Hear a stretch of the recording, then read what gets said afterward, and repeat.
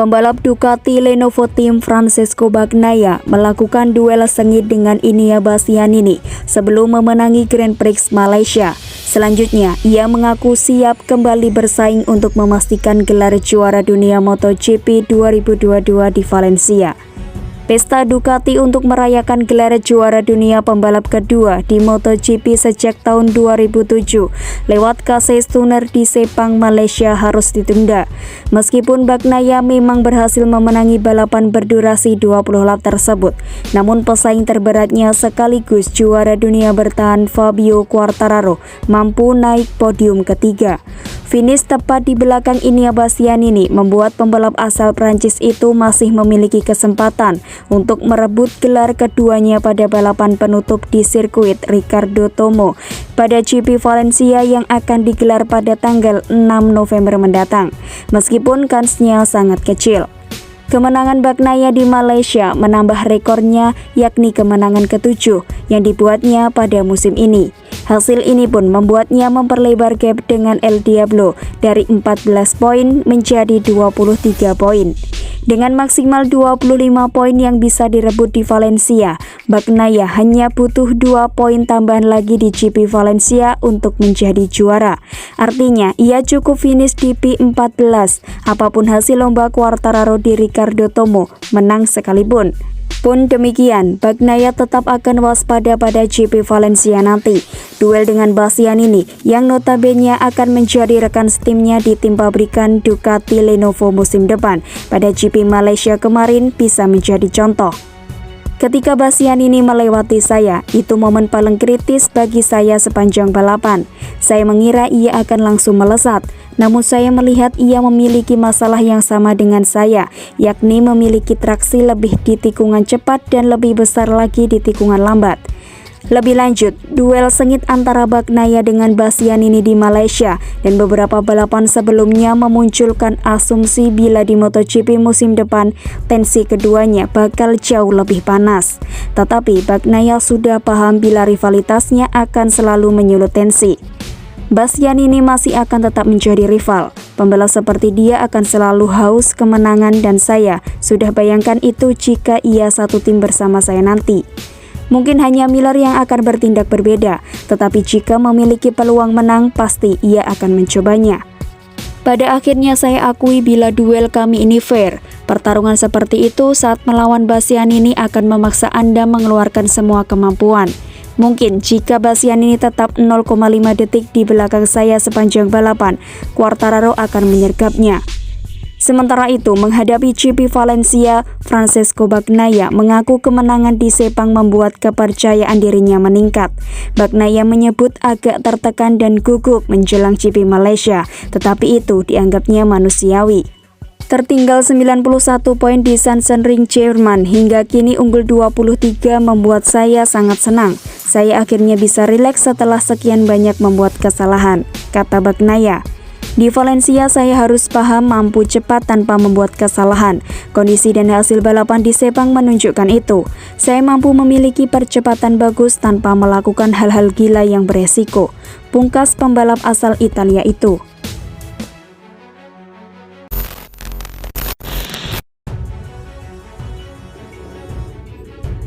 Francesco Bagnaia tinggal selangkah lagi menggenggam trofi juara dunia MotoGP 2022. Tetapi isu tim order masih membayanginya usai memenangi Grand Prix Malaysia.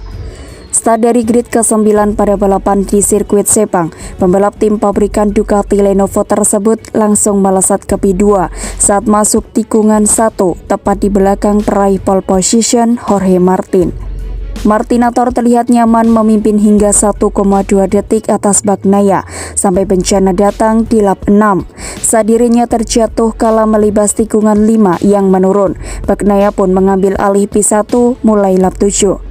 4 lap memimpin, Inia Bastianini yang konsisten menekan sejak awal berhasil menggeser Bagnaia di posisi terdepan sekaligus memaksa kompatriotnya itu untuk ke posisi kedua. La Bestia berhasil memimpin balapan berdurasi 20 lap tersebut hanya selama 3 lap.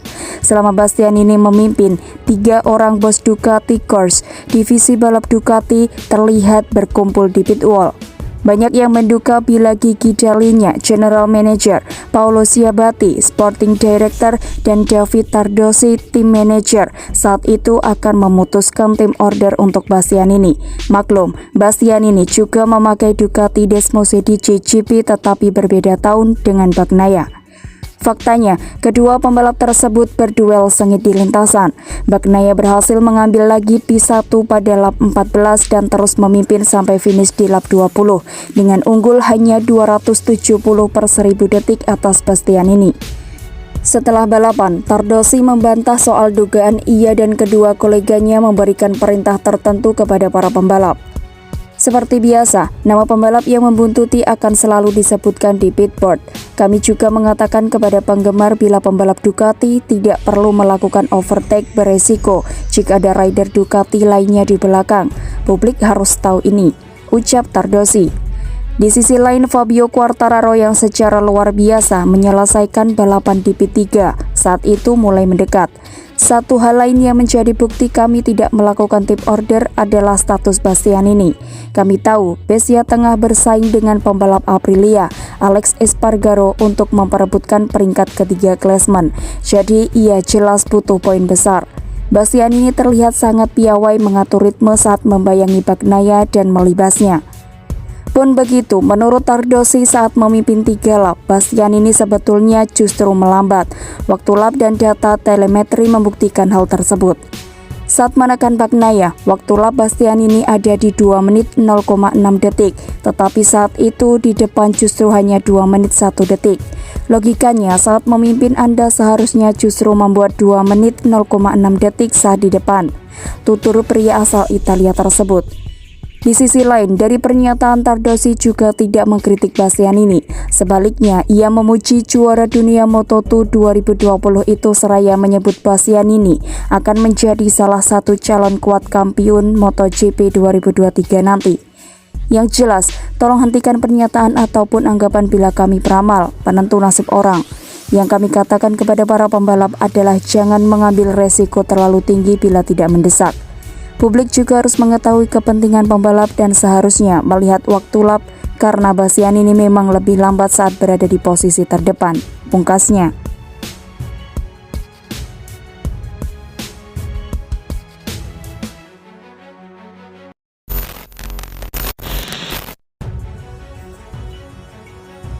Marc Marquez tak ubah pendekatan hadapi MotoGP Malaysia. Marc Marquez menatap MotoGP Malaysia dengan penuh motivasi setelah berhasil meraih podium di Phillip Island.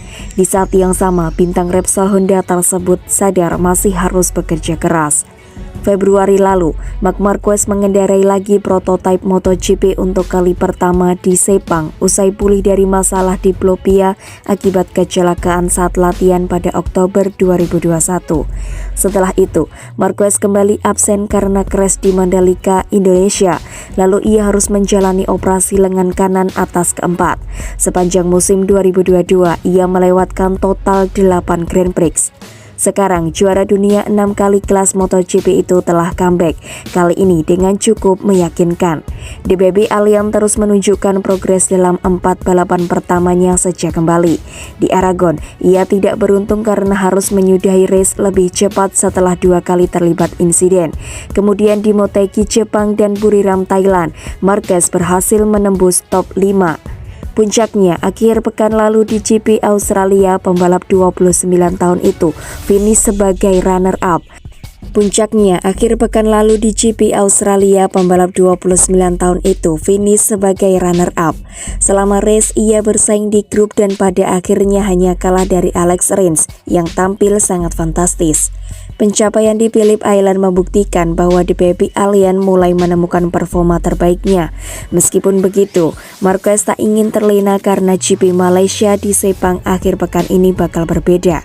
Kami datang ke Malaysia setelah menikmati balapan luar biasa di Phillip Island, tetapi kami harus tetap bekerja. Trek di Australia itu unik, jadi kami tidak bisa berharap langsung cepat. Juga karena semua orang selalu sangat kuat di Sepang, sebab ada banyak data dari tes. Ujarnya dilansir dari Speedweek. Seperti biasa, ini tentang kembali ke trek. menguji beberapa hal dan melihat situasinya. Hasil baru-baru ini adalah motivasi besar bagi saya dan tim. Kami dalam momen ini di mana tentang kami harus bekerja dan menyelesaikan musim ini dengan cara sebaik mungkin, tambah pemilik 100 podium MotoGP itu. Walau Marc Marquez melewatkan 8 dari 18 race yang telah digelar, ia jelas merupakan pembalap terbaik Honda.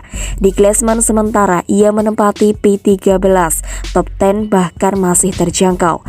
Saat ini posisi ke-10 ditempati oleh rider Red Bull KTM Factory Racing, Miguel Oliveira.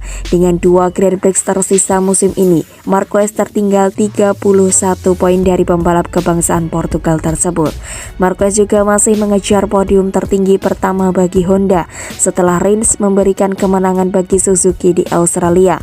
Mereka satu-satunya pabrikan yang belum finish terdepan pada 2022.